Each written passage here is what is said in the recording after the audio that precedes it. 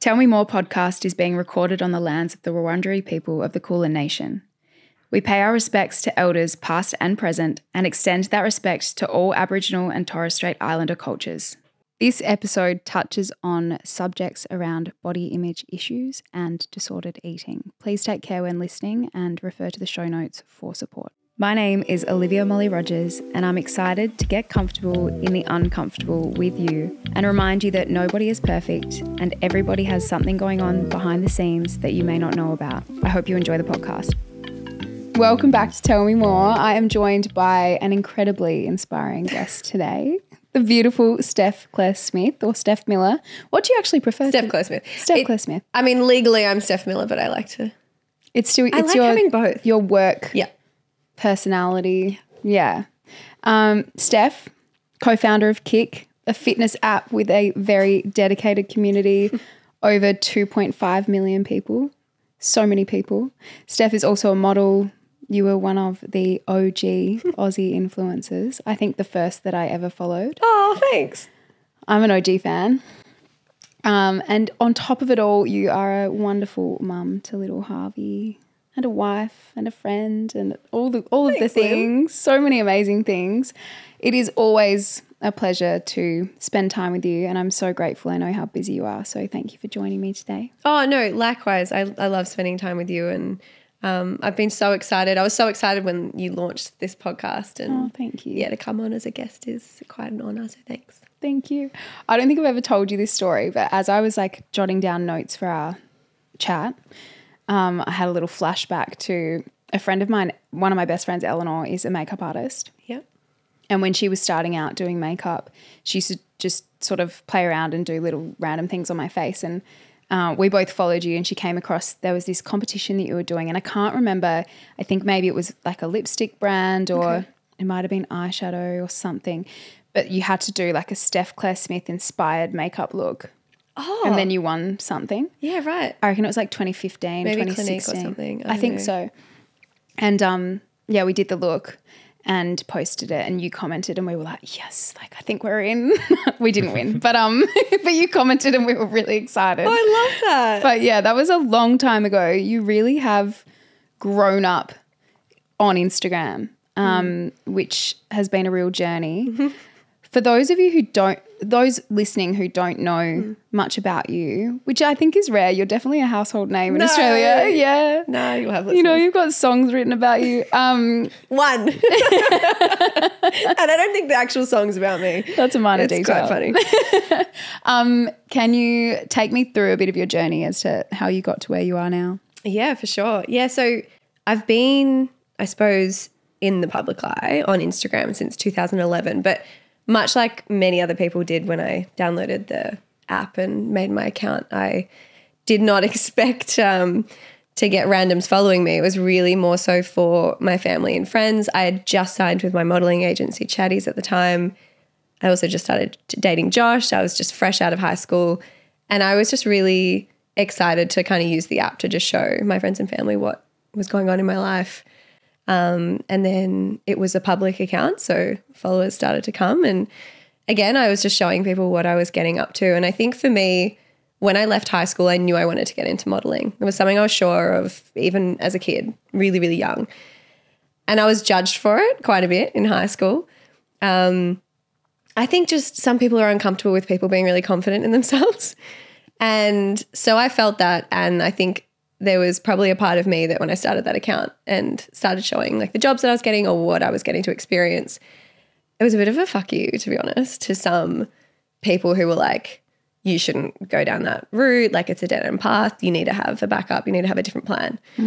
Because I was like, well, this is something I've always felt so drawn to, and I've always known it was like a dream of mine. So like, I don't really want to ignore that. I do want to suss this out and give it a go.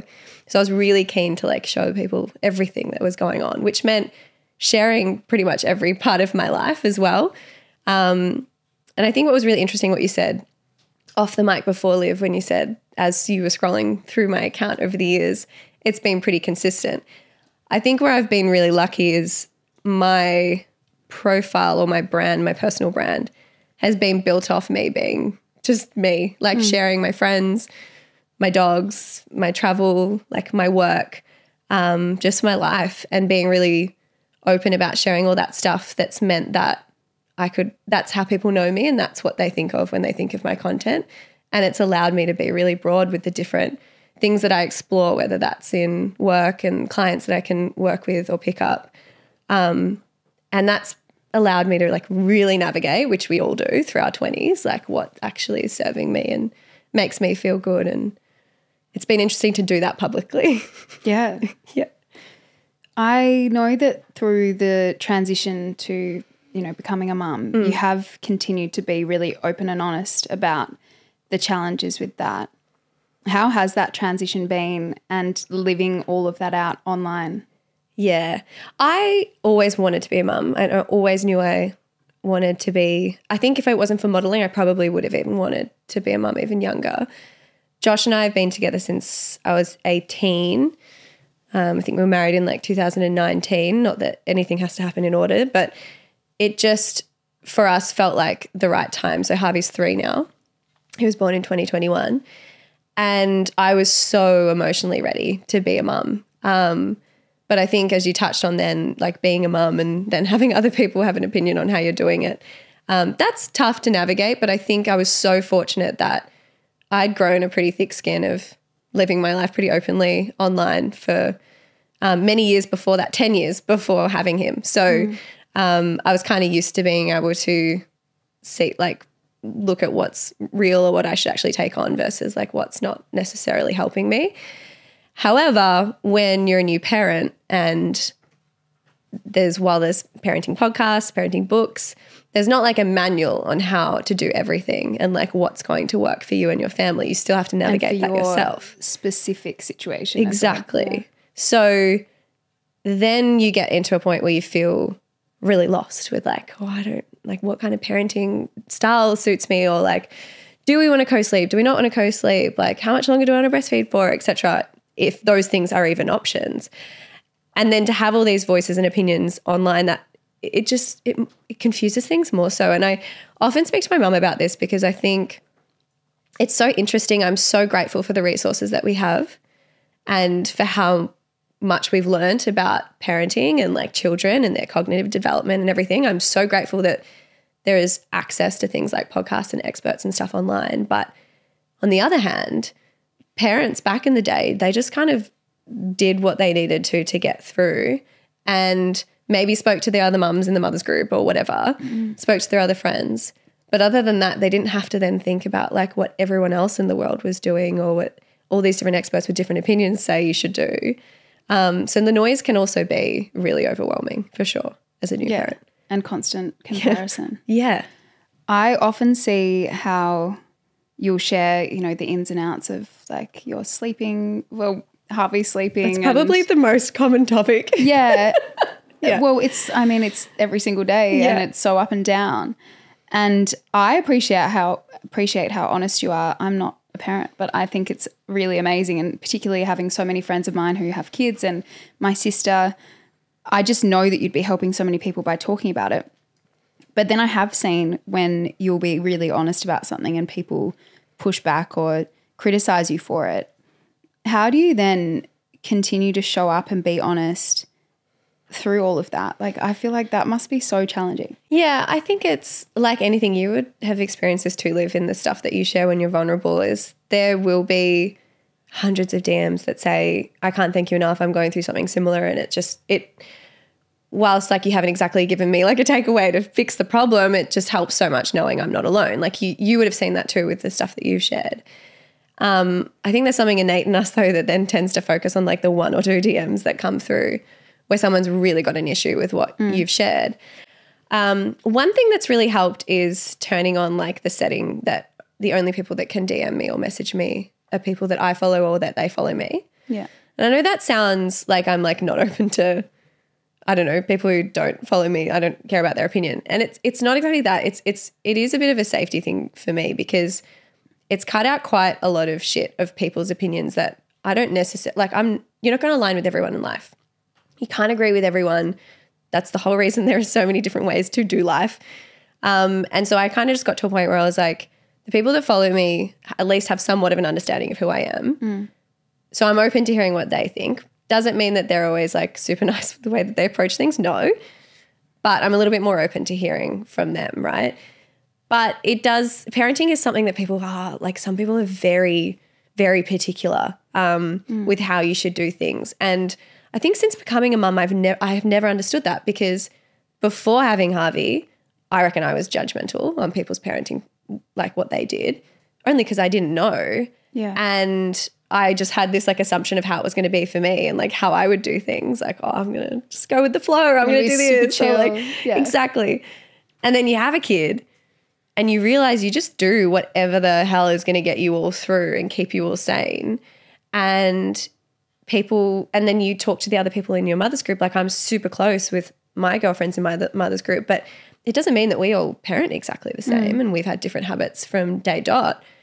But there's that like just relaxed kind of judgment-free zone of understanding that you just do what works for you and your family. And so since being in that zone, which I've appreciated so much, I now don't understand those who have had kids and are super judgmental. I really don't understand how. Like, they must have had a really smooth parenting journey, like for them to not understand or fathom people just doing what they need to do to get through. It's like they must have had really great sleepers, never had a problem with feeding their children, I don't know, seamless transition to daycare. I don't know. All of those things must have gone really swell for them if they have so much to say. Yeah, I think potentially it's that, or it's that people get triggered by people doing things differently to them and feeling like maybe they're doing the wrong thing. So I think a lot of the time people are just projecting their shit. For sure. Yeah. What has been the most challenging part of the last 3 years?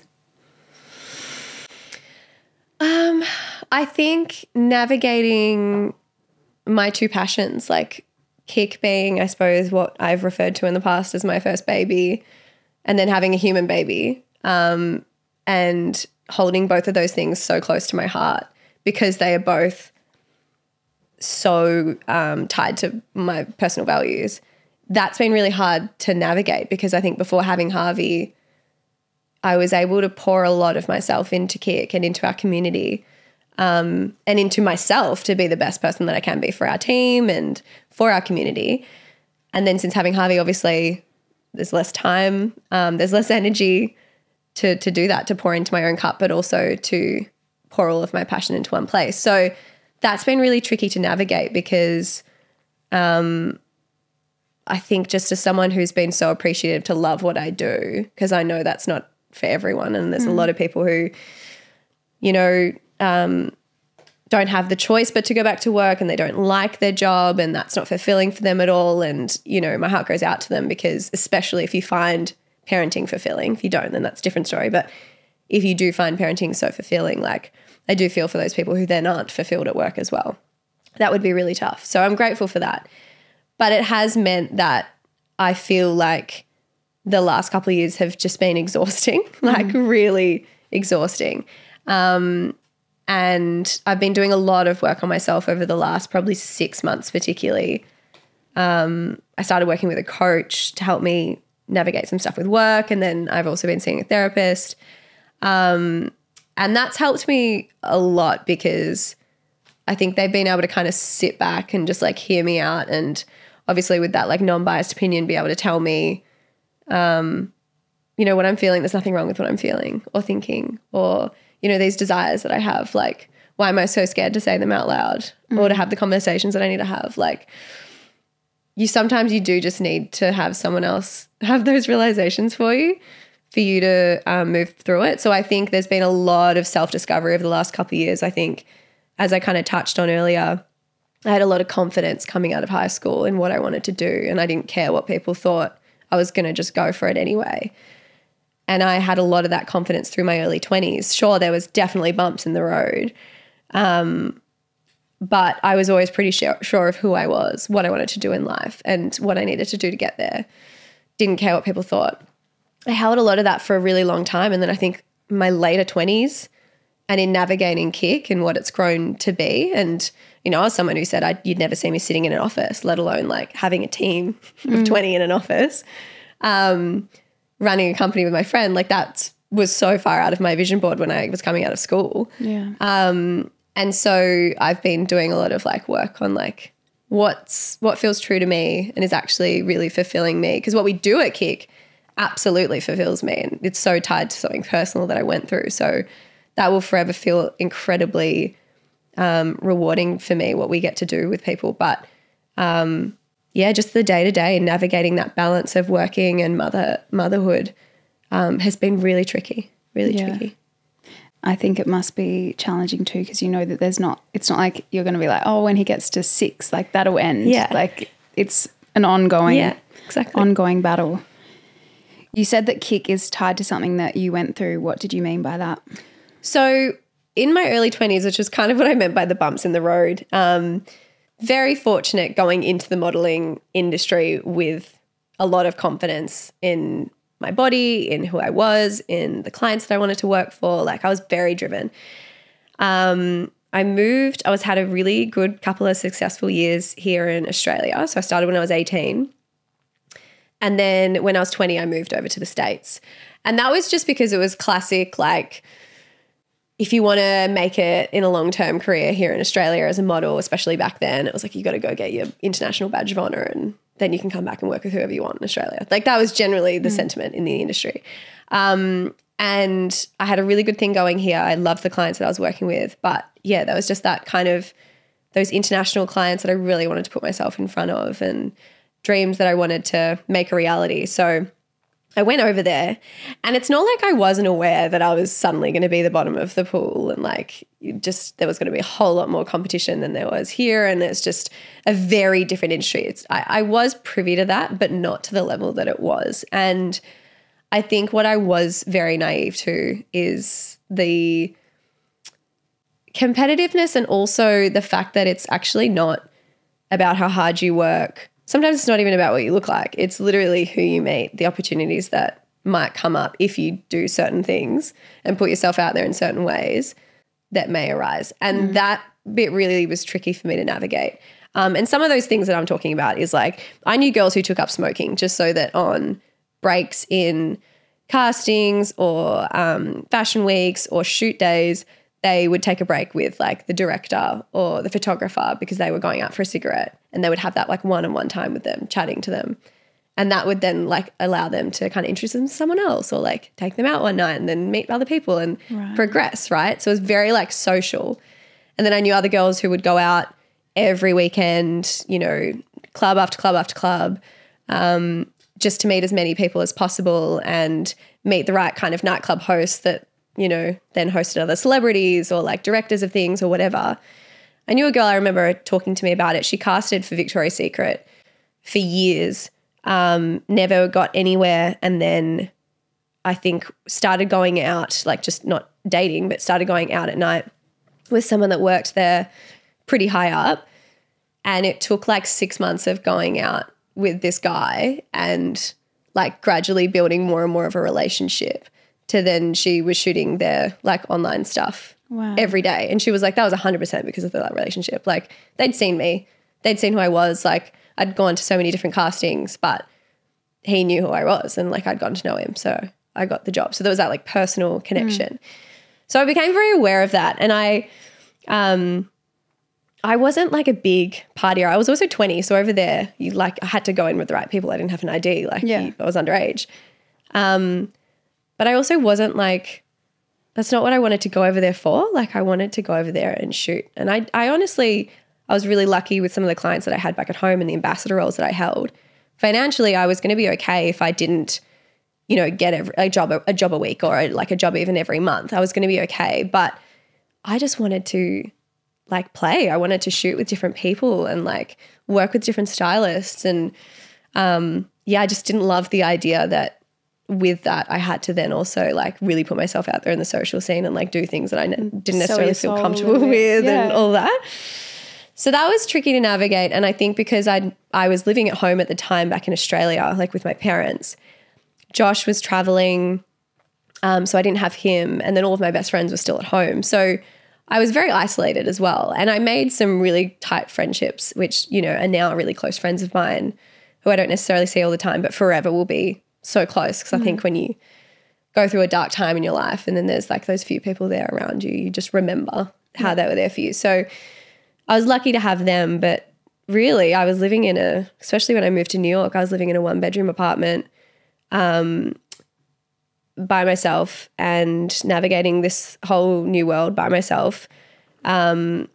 And basically didn't have anything else to distract myself with. Like every single day was about either casting or working out or trying to look a certain way to then get a job or to then have a shoot. And unfortunately, the second I got to New York, my agent took me off their books because they were like, you're not the same measurements you were when we signed you last year, which is when I did the kind of tour where you'd meet different agencies and hopefully get signed. And I was a pretty late bloomer. So I was like still in a pretty childlike body when I finished high school. So naturally I was just developing into what would then be my like more womanly figure for me. And I hadn't really changed anything in my, my diet or exercise regime. So it was kind of hard to swallow to be like, oh, I've put on weight. Okay. And we're talking like an inch here or there. Like it's not, I didn't go up 3 sizes or anything like that. It wasn't, but the way they reacted, it was like I'd done something really wrong. And I was so keen to make it work over there and so excited to be there that I was like, yeah, totally get it. Like, well, I've got to lose that inch on my hips, like whatever. So then my whole purpose over there was getting basically as small as I could to please them, to then hopefully get back on their books and start going to some castings, which meant I wasn't even working over there. Every day was filled with like just focusing on what I was eating, how much I was moving my body, waiting for a call, doing 2 check-ins a week with my agency there so that they could measure me. And even when I started to lose the weight that they wanted and the size that they wanted, it wasn't enough. And even when they did start sending me to castings, they were the kind of cattle calls that we call cattle calls when there's like no specific requirements and there's like hundreds of girls who look so different. And they're the worst castings because they go for hours. And, you then like if you have other castings that day, you're trying to like work out, do I stay here for another half an hour to work out if I'm going to get there or my parking's gone over? They're just the worst casting calls. Anyway, but that was all I was really getting. And so outside of that, I was just trying to make my own thing. Like I would meet people online on Instagram and like try and set up a shoot or whatever. But even then my agency got funny about it because it was an ordeal. But again, I was really, really fortunate that I think I wasn't running away from anything from home. Like I had a really good grounded base here at home. I really enjoyed my career back here at home. And so when it did get really, really tough over there, my mother agent, who's still my agent to this day, Matt, he was like, you're welcome to come back whenever you want. And like your client, like all our clients are really excited to have you back and you don't feel like you have to stick it out here or anything like that. Like you don't deserve the way you're being treated and you're different. Like I can see it in you. He could see how much my confidence was affected, my energy levels. And he kind of just reassured me that if I wanted to come home, like there was stuff to come home to and everything. And I didn't have to feel like I'd failed, which I was super grateful for because that was definitely one of my fears was like, I can't go home yet. Like I've had like 1 paid gig and it was actually from a job in LA. Like it wasn't even, and I genuinely felt like I was going back as a failure. So I really tried to push through there. And it's funny because when I reflect on that time, I think of myself as like, just a bit of a shell of a human and like not really being super connected to who I was. But there must have been a switch because I then also probably in the last couple of years have gone back and looked at old emails. And there was a time where I started speaking back to my agent in a way that was like, I understand I'm not the size to like send me to X, Y, and Z or whatever. If that's what you think, that's fine. But then I started to be like, what about beauty clients? What about hair? What about fucking hand modeling? Like, honestly, there must be something that you can send me to. And I started just being a little bit like pushy with it because I was just like, this is silly. Like, and I wasn't trying to be a high fashion model. Like I wanted to make it as like a swim or sports model. Like, and that's what suited me, what I felt most comfortable with, but they had other ideas. So I eventually came home and unfortunately through that time though, I'd lost the healthy relationship that I had with my body, with food, with exercise. I'm really fortunate when I was growing up. I loved sports. My parents always encouraged us to try new sports and to move our bodies and find things that we enjoyed. And then when it came to food, it was a super balanced approach at home. Nothing was demonized. But then we also didn't like excessively eat junk food or anything like that. It was just very balanced. So going from that to then being super restrictive with what I was eating, and then literally only doing exercises to look a certain way, and being scared of other exercises that I actually did really love, but not doing them anymore because I was too scared to put on muscle. Like being so obsessed with the way that I looked and like trying to perfect that or get as small as possible really tarnished that relationship. And that took years to like rebuild. Years to like. Do you, like when you look back at that time, do you think that you had an eating disorder or? Definitely had disordered eating patterns. So the worst point was there was quite a while there where almost every day I would either end the day in tears or would make myself be sick because I fell into a bit of a binge eating pattern daily where I was being so restrictive on the food that I was eating that I never felt like I was satisfying what I actually wanted. And so I would overcompensate and I would overdo it. And I'd, serve myself a meal and then I'd get a snack after that. And then I'd serve another meal. And I was living on my own. So no one could see me doing that. And then it would just get to the end of the day and I'd be really regretful for what I'd done and what I'd eaten. And either be so regretful that I made myself sick or I'd just feel like absolute garbage.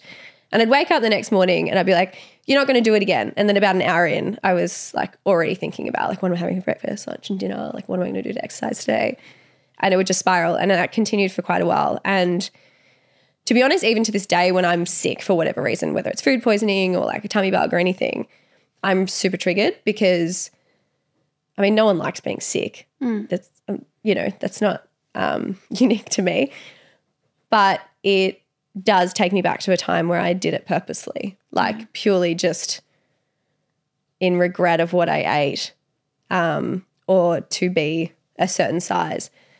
So, I definitely had patterns for quite some time that are quite reflective of disordered eating, but the only help I ended up getting, especially back then, was there was actually a personal trainer I confided in. And I think I went to him because he wasn't like in my close friend orbit. He wasn't my specific trainer, but I'd met him and really liked him and knew that he had trained other girls that I knew had eating disorders. And I reached out to him and I think the best thing that he helped me with was it was like my dirty little secret was out. I wasn't ready to tell my friends or family. I also don't think they would have believed me at the start. I was always a really big eater. And so I think and also I was small, like in their mind, they would have been like, there's nothing wrong with you. Like you look relatively healthy. And like, that's where society gets it so wrong, right? Yeah. You can have an eating disorder in any sized body. So, but none of my family I felt like could relate. So I didn't, feel ready to open up to them. And I didn't know how to source like any other kind of help other than, reaching out to this trainer. And it was so good because he kept me accountable and not in like that sounds a bit much, but he just checked in and it allowed me the space that if I feel like I'd lapsed or like I wanted to talk to someone about it, he was there and he was there to listen. And that was super, super helpful. And it got to a point where I realized that him knowing it was helping me immensely. So more people knowing it is going to help me immensely. Yeah. And I met Laura and we spoke about it and she'd been through something similar, different habits, but very similar reasonings. And even speaking with her and being able to relate to it with a friend was like super eye-opening to me and made me feel so much more comfortable in knowing that I wasn't alone.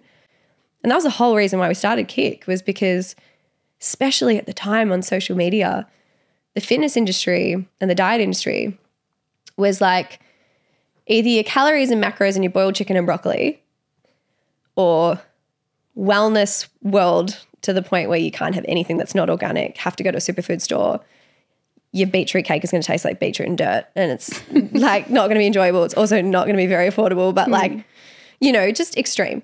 There wasn't really anything in between, which is what we grew up with. where things weren't necessarily demonized, but we had food that like fueled us to get through sports and the day. And so that was the whole reason we began. And through that and through starting Kick, and I ended up like being a lot more open online about what I was going through once I became ready to. And we were just inundated with people. It didn't matter if they were in the modeling industry or not. Like that was totally regardless of that. It was just people, especially women, feeling so seen and so heard that what they were going through, I don't want to say was normal, but like they didn't feel alienated. They didn't feel shameful of it. And they felt ready to accept it and move through it too, because someone that they looked up to and inspired to be, they'd realised wasn't so perfect after all. Yeah. And I think that's just something that since being more open about that stuff online has just encouraged me to do more of that anytime I'm going through something, because it's selfishly also allowed me to move through things better, knowing that I'm not alone in it, but also I know how much it helps other people as well. Yeah, definitely. There is something so reassuring about knowing that you're not the only person that thinks that way, because I can relate to so much of what you have said about your journey and, from the industry, but also the thoughts that you'd go through and like waking up in the morning and thinking like today's going to be a better day and I'm not going to do that, and then just falling back into it because it controls you at that point. Like you can't control it. Yeah. And it's really scary, and you feel like you're the only person that's thinking that way, which is, it's terrifying. It is, and it's habits like that. Like they take so long to get over. Like it took me years to be able to have things like normal milk chocolate or like, the stuff that I love indulging in and loving almost daily. I mean, no, not almost daily, every day. Honestly, I eat chocolate every single day. But it took me a long time to be able to have it around me and not just go nuts on it. Yeah. And it doesn't mean that, that time of the month comes around and I will devour a block of chocolate, but I no longer hold that guilt around that because I look at food in a totally different way, and I look at my body in a totally different way. And it's not about it looking or being measured to a certain point. And I know I'm fortunate in saying that in a body that's, very accepted by society. But I think, as I said before, it's so important to remember that you just don't know what someone's going through, and you don't know how they depict their own body. And, disordered eating and body dysmorphia and all that comes in every body type, 100%. Now I want to do, if Daniel's ready for us, are you? I'm still going, but I've got there's a lot to scroll through, Daniel. So I did a deep dive, as you mentioned, on your Instagram profile. Good effort. It took me a really long time. I've been very active for a very long time. You have, but it was fun. It was a bit nostalgic. I'm like, oh, I remember this. Like, it's funny how I could see an image and then remember what I was like doing around that time. So thanks for that. It was really fun. But then I like lost my way. Anyway, we've had Daniel scrolling through. I want to bring up a couple of photos from the time that I think you were struggling. And if you can talk us through what was actually happening versus what was in the image, that would be amazing. Okay. So we're going to get it up on the screen. And you can tell me if we're off. Yeah. Okay. Like timelines or whatever. God, this is going to might be other challenge ones. me. There's so many, and there's ones from even before then as well. Okay. Like, cool. I've gone real far back. Amazing. This might be even before. I'm just jumping in here to let you know that the next segment, while it is still good with just audio, it's quite visual. So if you want to switch to the watch option on Spotify, you can do that, or you can jump over to YouTube and see the images we refer to. Otherwise, keep listening and just imagine what we're talking about. You know what's so special about this photo? So this is shot by Lyndall, who shot my birth. Well, she actually shot our wedding too with her partner, but Lyndall shot my birth. Yeah, I loved this. This was actually one of my first shoots where I got a bit like risque and I was so excited about it. But I can't remember. It was definitely in like my first couple of years. So I hadn't gone to the States yet. Okay, I was still in my excited phase of loving the modelling industry and confident. Absolutely. Yeah, no, I had a lot of confidence then. Oh, that's with Laws. That's Laws in the back, hidden behind me. Oh. It's 2014. So this photo, okay, here you go. This is actually 491 weeks ago. Yeah, wow. Wow. So 2014, yeah. So this is, I was still working through quite a lot of body insecurities here. This was here in Oz though. We were just working out doing a HIIT workout, and this is when I hated any kind of cardio, but I did it to punish my body. So I was still working through quite a lot here, even though I think we'd started maybe working on the ebook at this time. But even I can tell this image has been edited. I used to use editing apps. Yeah. I was so insecure and so scared of like not looking a certain way online. What do you think is what was edited? I reckon probably just define different shadows, maybe my waist. But I do remember like around this time, I definitely used apps like Facetune and everything, because I was still really navigating like coming back from the States and feeling like how I looked wasn't okay and like not enough for what I wanted to do and the career that I wanted. That's so funny. Oh my gosh. Okay, so this was the year that I went and casted. So this is when I was still like honestly like my high school body. Like I was still going through quite a lot of puberty at this point, and this is when I had gone over to the States and was signed by people. And it was the year after that I then started to kind of develop and grow. And so, yeah, I looked tiny then, but I was tiny and healthy. Like I wasn't. Yeah. That was just me naturally. Yeah. Oh, that's so cute. Yeah, that's just around the launch of the ebook, which is, I can't believe it's almost been 10 years of working together. Yeah. It's insane to me. But then also I feel like she's always been there, like Laws. So it's also unsurprising, but it is nice to look back at those. What was your goal then? Like what did you see it becoming? Definitely not what it was today. Like, and it's not because I think we put any ceiling on it. I just don't think we had enough confidence in the ebook to create it. I certainly did. I remember when I said to Laws we should do it, she's like, who the fuck's going to pay for recipes from us? And I was like, they will. They'll do it. Don't worry. They'll buy it. People are asking. So we had confidence, but it was very much in let's create the ebook and like see how that goes. We didn't kind of think it was going to go as well as it did, and that they were going to want more from us, and that we were going to want to do more together.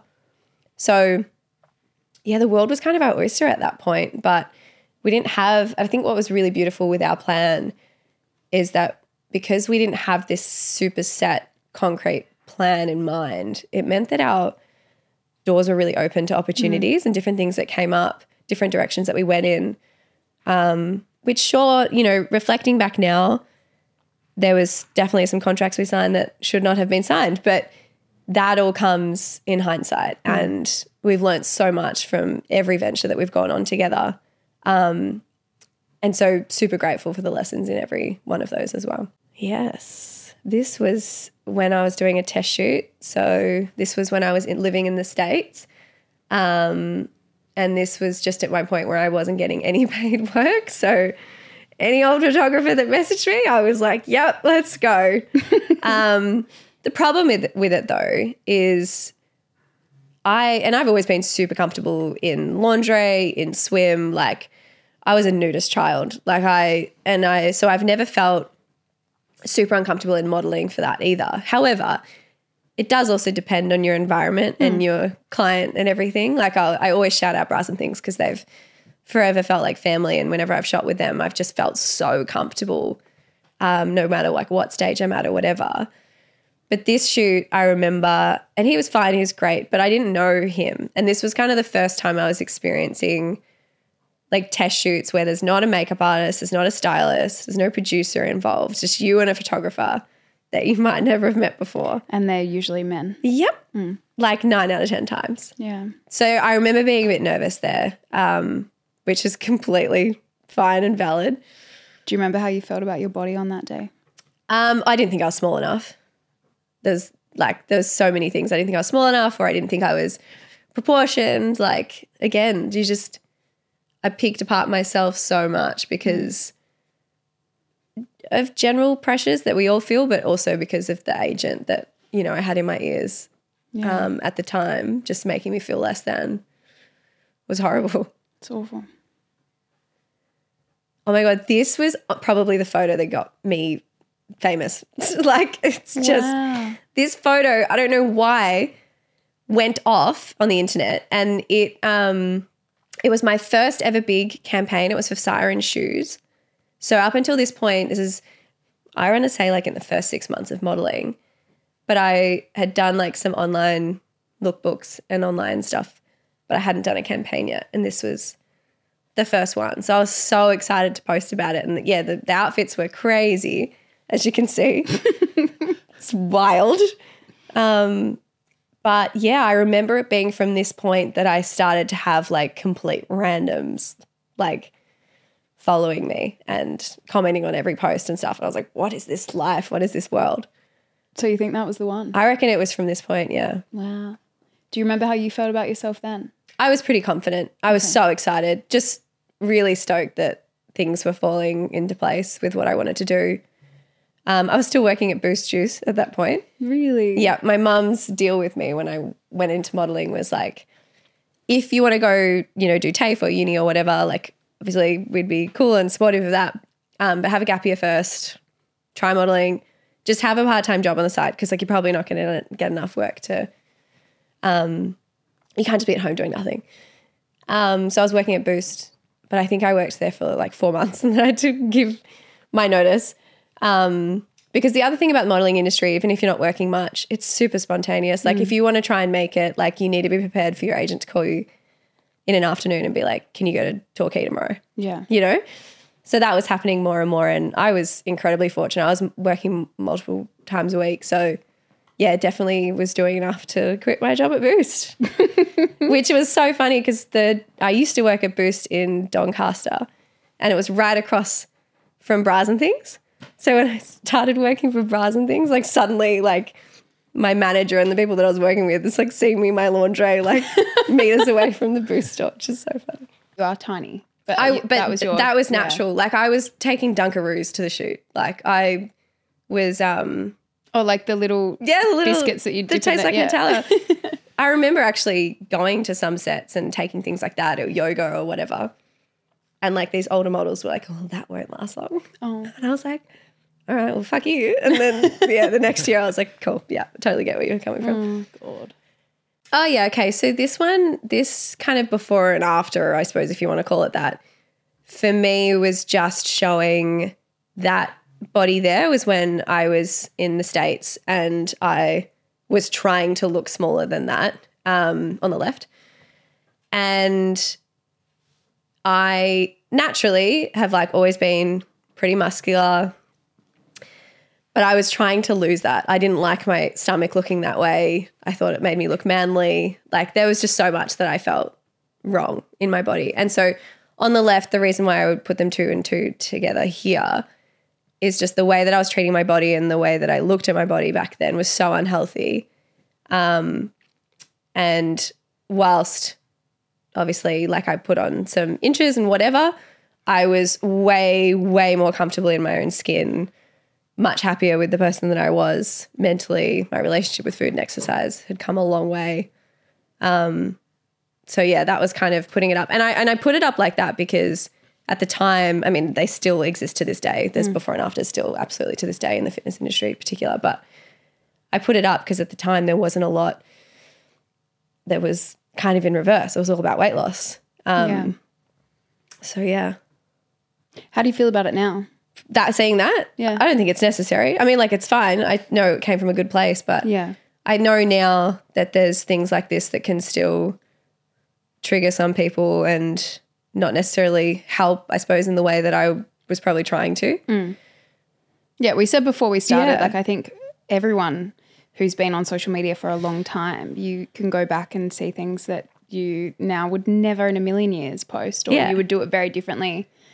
I know that I posted or did articles that were like a day on a plate kind of thing and I know you and Laws did those early on. How do you feel about those now? Yeah, we don't do them. We've got a pretty hard no. It's been a while as well, but Kik's pretty firm against sharing that. I think the problem that I have, it's actually surging again online now. And it's not even from nutritionists or dietitians or anything. It's like just from people who are starting with this photo of their rig and then being like, this is what I eat. And the problem with it that we have is, number one, you never know how honest someone is being. number two, like even if you ate the exact same thing as someone else, you will not look like them. Not only will you not look like anything like them, but like your body may not change. Your body, you may gain weight, you may lose weight, you may put on muscle, you may not put on enough muscle. Like everyone's body needs different things. Everyone's got a different lifestyle that they lead. And I think, I mean, I mentioned lifestyle then, but even if you had the exact same day on a plate and exercise regime as someone else, you're still not going to have the same body type as them. And so that's where we have so much issues, I suppose, with that. And I think I look back now and I look at some of my day in the plates and I'm like, sure, that might have been on Monday, but like it's not every single Tuesday day. And Wednesday and Thursday and Friday and Saturday and Sunday like they're just, I don't know. I don't find them incredibly honest. And I also feel like a lot of the celebrities that share them, they've probably got chefs making every meal for them. Yeah. Like, sure, if everyone could have an incredibly freshly made, wholesome meal and salmon for lunch, like that they made for themselves at home with their own dressing that they'd made from scratch, like that would be very like great for our bodies. But we don't realistically have the time or the effort or need really to eat like that every day. And certainly don't have chefs doing that for us. So yeah, I don't love them. I have a big problem with them and we steer clear of them now. But as you said, that's come from learning how problematic they are. Like I didn't always look at them that way. Yeah, I've heard you speak before about how you have struggled with navigating your self-worth because a lot of the time it has been attached to your appearance. Yeah. And now being such a successful business owner, how do you navigate that when a lot of your work and worth is tied up in your appearance? Yeah. How do you sort of separate yourself from that and, you know, navigate pushing past people's warped perceptions of you and, you know, assuming that you are one way when you're not? It's really interesting. I remember recently I opened up about some of this online and I had a primary school friend of mine reach out and she reminded me of this, I wouldn't call it a fight. It was kind of a fight we had, but where she called me and I was crying to her saying, and this, I'm laughing now because I'm like, it sounds so ridiculous, but I think a lot of it stems from shit that happened to us when we were young. But growing up, my number one compliment was like that I was pretty or that I looked good, like that I was super sporty, really talented in a lot of sports, very creative, good drawer, didn't necessarily always go notice. And I'm not talking about my family. Like my parents have always been my biggest cheerleaders in all of those other things. So it's not on them. But from my peers and just from other adults in general, 99.9% of the compliments that I got were around the way that I looked. So I did think like this is the most important thing about me from everyone else's perspective. Doesn't matter how I act or what my personality is like or how smart or whatever I am, obviously, because this is all that people are noticing. And she reminded me of this call that we had where I think she was upset about something and she was very intelligent, very smart and was often like congratulated on how smart she was. We were super young, but she was very, very smart. And I think I was calling her and I was crying to her about like, you don't understand what it's like. Because I think she was saying something to me about like how pretty I am and how easy like it is because I'm pretty. I think we were talking about boys. And then I think I cried to her and I was like, well, is that like the only thing about me? And like, I kind of opened up, not knowing how to talk about it back then as a kid. So I probably literally said those words like, you don't know how hard it is to be pretty. Which makes me laugh now. Yeah. But like I would have been like, honestly, 8 or 9 years old. Yeah. So, but what it makes me reflect on is even back then I was really aware that like what people saw in me was my appearance. And so naturally, and then also having like this, you know, dream of being a model, knowing that like a huge part of that is also the way that you look. Yeah, like I've had a lot of my worth and the way I've kind of valued myself tied to the way that I look for like a super long time. And I don't think it's ever gonna completely drop away. I don't think something that is that kind of set in my roots for anyone can go away completely. However, what I've been able to do the older I'm getting, and I'm so fortunate to say this in the career that I've got also with modeling and my personal brand, is I'm also at a state now where I do have like the option, or like I've built up my personal brand enough that being a certain measurement isn't necessarily as important or whatever. And I can say no to things and everything. Like I definitely see how fortunate I am to be where I am now. But even putting that aside, just getting older, recognizing like what really matters in life, what I love about my friends and family and what fulfills me, and realizing that none of that comes down to like the way they look was huge. And I think that comes with as you get older, like for everyone's insecurities, whatever they are, the older that you get, you need to like live and experience life to realize how much something does or doesn't matter to you. And I think also navigating motherhood and being a businesswoman and having all of these new kind of hats that I'm wearing outside of modeling, I have been able to kind of respect myself in like different, and appreciate myself and my skills and stuff in other areas, to realize that, hey, if, I don't know, something happened to me and I didn't look the way that I did, I'm a really good person, I'm a really great mom, you know, I'm an awesome person to work with. Those things still exist. So do I still, you know, care about the way I look? Yeah, absolutely. But it's just nowhere near the level that it used to run my entire life. Like it was the only thing that mattered. Yeah. Yeah. That's amazing.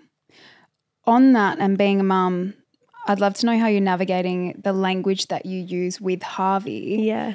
Because I know with my niece, Winnie. Yeah.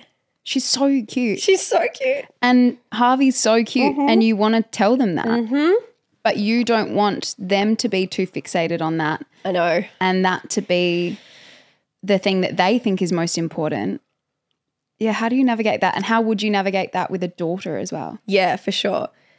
It's too hard to hold yourself back from giving them a compliment about the way they look. Like I feel like that is so set in our society and in nature that is going to be really hard to like reteach. However, what should be quite easy for us is seeing anything else that is noticeable in them, whether, you know, he rides down a really steep hill with his feet up and I'm super proud of him, like acknowledging everything else that he has going for him, his personality traits that I love, he's such a good drawer. Like as long as I continue to acknowledge all of those things, I don't think it's that harmful, me telling him he's cute. However, it is also about making sure that in his world, in the books that he reads, in the shows that we watch, in his environment at daycare, all that sort of stuff, I want to ensure that he is forever surrounded by very diverse different people in their abilities and the way that they look, and is never, ever, ever alienates anyone because they look differently to him. Like that's what I really want to instill in him. But and yes, you definitely have to be careful with what you say. But I don't think, as long as you are focusing on other things as well, that you're ruining their life by telling them they're cute. I think that's going to be a very hard thing to unlearn and to not appreciate at all when it's been such a massive, especially for me, such a massive part of my life as well. You also don't want to go too far the other way. And make them feel like that's never something. Exactly. Because I've had friends, and that conversation I was talking about when I was like 8 or 9 years old, that was her point, where she was like, I have never been told I'm pretty. Fuck, that's fucked. Like, you know, so absolutely. I think it needs to just be everything, like notice everything in someone. Because you're right, it can completely go the other way, even if it's not something that they value, but they've just never been told. Like I've had a huge issue with acknowledging my intelligence level, because I can tell you right now, I don't think I've ever been told that I'm smart. I mean, maybe from like Laura, because she's my biggest cheerleader, but I was never like acknowledged. And so I never tried, because I was like, no one's like, even when I do try, it doesn't necessarily go that well, but also it's not something people compliment with me. So like, why bother? So I think you just need to make sure that the compliments you give your friends, the kids around you, whatever, it's not always the same thing, and you recognize all of the really great things in them. And I think that's because as much as you want to be the biggest cheerleader for yourself, like at the end of the day, we still need those people around us to make us feel good about ourselves. Oh, for sure. And it doesn't really matter what strangers say if the people around you are saying it. Yeah. Yeah. Yeah. I would love to finish with a little segment called Oranges and Lemons. So if you can give me a lemon, which is something a little bit more negative that may have happened today or over the last couple of days, and then finish with your orange. So my lemon is that we're going through a bit of a phase with Harvey at the moment where I think it's called parental preference, but I'm the preferred parent, but I'm also not the primary caregiver. Like Josh is home a lot more than me. So that's really hard on Josh, and it's really hard to witness, I think, as, you know, like I don't think he's doing anything wrong or anything to deserve it. But it can get quite cruel and quite a lot, and emotions can get really high. So that's something we're navigating at the moment, and actually so much so that Josh and Harvey are away at the moment. So I've been by myself this week, and it's been really great for them and really good. And so I suppose on the flip side, my orange has been being alone again. Like I have been staying up late watching Bridgerton, like whatever I want to do at night, basically, without the anxiety of having to put the monitor on and like wondering how many times he might wake up in the night or what time I have to wake up in the morning. And then in the mornings feeling like this is why people get to work on time, or like this is why people can make their bed and that just be a seamless thing and like get ready, like take their time. Like I was like, I've got so much fucking time on my hands. And it's been really bliss because I'm someone who really needs alone time to fill up my cup, and that's really hard to find when you're also trying to be a great mom, great wife, and be at work and also look after your health and stuff. But just sitting in your own company is something that I miss so much, and so I've tried to like relish in it this week. Yeah, it's been a big orange, a really big orange. Soak it up. How many more days have you got? One. This is my last night, and then going away for work. But so what are you going to do to celebrate tonight? I'll still watch Bridgerton. Like I've got so much catching up to do. I'll probably have a bath tonight, actually. Nice. But yeah, it's been Love bliss. that for you. My lemon was going through your Instagram and getting to the point where I was so close to like getting to the photo I wanted to get to, and then just clicking something and it exited out. And I reckon it had taken me 25 minutes of scrolling. Oh, easy. There's a lot of content. Easy. There was times there where I was posting 4 times a day. So yeah. Yeah, and they were all great shots. Like I did enjoy it. It wasn't that much of a lemon, but it was a lemon that I lost my place. Is a big lemon. And then my orange is that the boys, they pulled through like they always do, and Daniel saved the day. So you guys are my orange today.